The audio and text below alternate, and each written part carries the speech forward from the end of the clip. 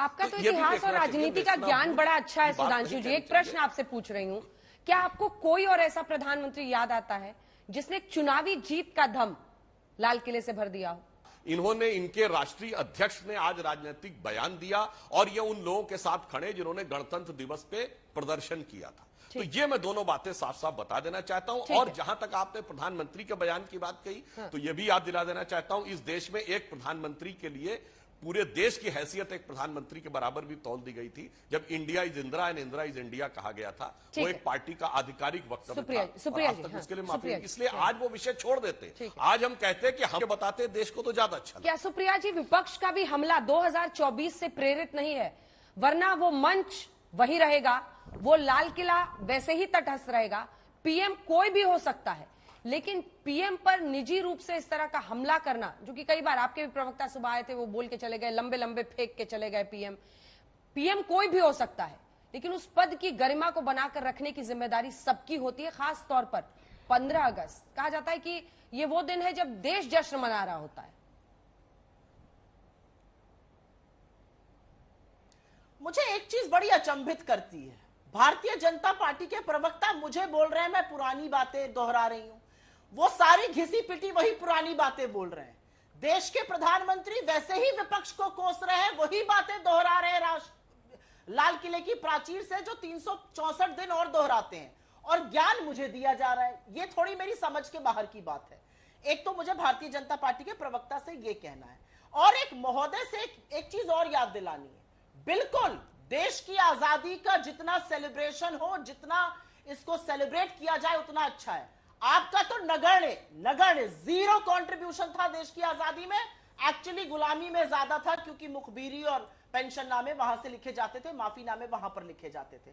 1947 को भूल कर भी ना गलत मत साबित किया करिए। 1947 को जब आप गरियाते हैं, या जिस तरह की बातें आपने 1947 के लिए कही, आप कहीं स्वाधीनता के आंदोलन को, उन लोगों को जो हंसते हंसते सूली पर चढ़ गए, जिन्होंने दसियों साल जेल में बिता दिए, उनकी अवमानना कर देते हैं। और 1947 में तो श्यामा प्रसाद मुखर्जी भी शामिल हुए थे सरकार में। तो इधर उधर की बात मत करिए। एक बात बड़ी रोचक कही गई, और उसके बाद मैं आपकी बात का जवाब देती हूं अंजना जी।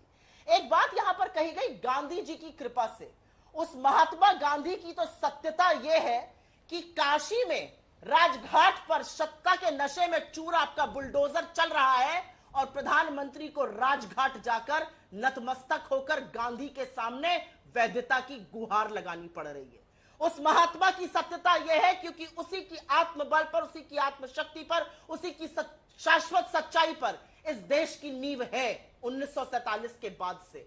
आप 1947 को हो सकता है कह दीजिए हम आजाद 2014 में हुए थे। इतिहास थोड़ी बदल जाएगा। इतिहास थोड़ी बदल जाएगा कि जब हम लड़ाई लड़ रहे थे अंग्रेजों से, तो आप चिट्ठी लिखकर बता रहे थे कि कैसे क्विट इंडिया मूवमेंट को, कैसे भारत छोड़ो आंदोलन को क्वेल किया जाए। आपने जो बात कही, प्रधानमंत्री पर आक्षेप की, अभी लोकसभा का सत्र खत्म हुआ है अंजना जी, और आप एक प्रबुद्ध पत्रकार हैं, आपने बहुत सारे स्पीचेस सुने होंगे, बहुत सारे स्पीचेस मैंने आज तक पर लाइव भी देखे थे। उन स्पीचेस में जो जो झूठ बोला गया और जिस तरह के शब्दों का प्रयोग किया गया प्रिविलेज की आड़ में, अगर मैं चैलेंज करती हूं, अगर हिम्मत है तो 4 भाजपा के सांसद वो प्रेस कॉन्फ्रेंस में कह के दिखा दें, डेफेमेशन का सूट जिंदगी भर लड़ते रह जाएंगे। असलियत ये है। तो आप करिए तो लीला और हम करें तो पाप नहीं हो सकता। लेकिन एक बात अच्छी इन्होंने याद दिला दी, और इसके लिए मैं आज तक के समूह का, इंडिया टुडे ग्रुप का, पुरीस का धन्यवाद देती हूं, आपका भी धन्यवाद देती हूं। आप वहां ऊंचे पद पर हैं। जो एआई जनरेटेड आपने राष्ट्रगान बनाया है, बहुत ही बढ़िया है।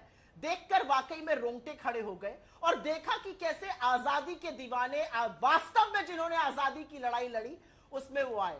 आपको पता है सुधांशु जी, आपके एक भी आराध्य उसमें जगह नहीं पा पाए, क्योंकि उन्होंने किया कुछ नहीं था, और इतिहास इसका साक्षी है। ये तो आज तक ने बनाया है, हमने तो बनाया नहीं है। खैर, मैं सारी बातों के बाद एक बात जरूर कहूंगी। आज प्रधानमंत्री को अपना रिपोर्ट कार्ड देना था 10 साल का, और प्रधानमंत्री को आज सवालों का सामना करना है।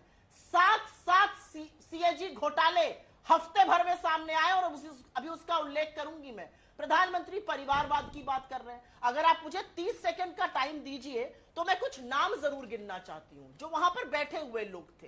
राजनाथ सिंह पुत्र पंकज सिंह, पीयूष गोयल उनके पिता जो थे वेद प्रकाश गोयल, रविशंकर प्रसाद ठाकुर प्रसाद जी के पुत्र, जयंत सिन्हा यशवंत सिन्हा जी के पुत्र, श्रीकांत शिंदे हनुमान चालीसा सुनकर पढ़ रहे थे लोकसभा में, एकनाथ शिंदे के पुत्र, अमित शाह जी के बेटे के लिए तो बीसीसीआई का सत्ता की और ताकत के बल पर संविधान ही बदल दिया गया। ठीक है। कल्याण सिंह के बेटे राजवीर सिंह, बहू और पोते सब सांसद विधायक ब्लॉक प्रमुख बने। अरे 1 मिनट रुक जाइए, 2 सेकंड दीजिए। विजय राजे सिंधिया के वसुंधरा राजे, यशोधरा राजे, उनका लड़का दुष्यंत, उसके बाद पोता भी अब आ गया है। उसके बाद रमन सिंह के बेटे, उसके बाद प्रतीक भूषण, ब्रिजभूषण सिंह के सुपुत्र बैठे हुए हैं आज विधानसभा में। प्रमोद महाजन की बेटी पूनम महाजन, मुंडे जी की दोनों लड़कियां पंकजा और प्रीतम दोनों, साहिब सिंह वर्मा के लड़के प्रवेश वर्मा, सम्राट चौधरी जो शकुनी चौधरी के पुत्र थे। उसके बाद जो हमारे वाले भी लाए, वो किसको लाए, नाम सुनिएगा। केरला गए थे नतमस्तक होने AK एंटनी के लड़के अनिल एंटनी को, वो थोड़ी परिवारवाद है। ज्योतिरादित्य सिंधिया, माधवराव सिंधिया जी के बेटे, अरे राजा साहब है।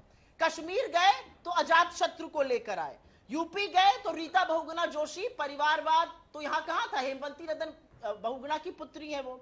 उसके बाद नारायण राणे, नितेश राणे, शरद पवार जी के उनको ले आए भतीजे को, अजीत पवार जी को। तो दिक्कत की बात यह है कि आप परिवारवाद से नाक तक सने हुए हैं।